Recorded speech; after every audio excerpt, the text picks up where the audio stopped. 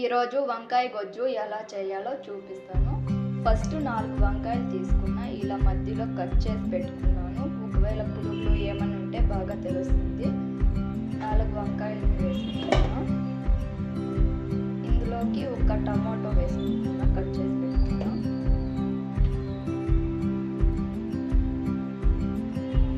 పచ్చిమిరపకాయలు,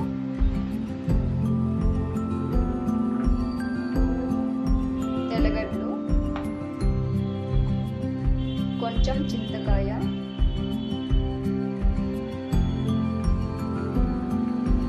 కొంచెం ఉప్పు వేసుకుంటున్నా. ఇవన్నీ మునిగేంత వరకు నీళ్ళు పోసుకుందాం.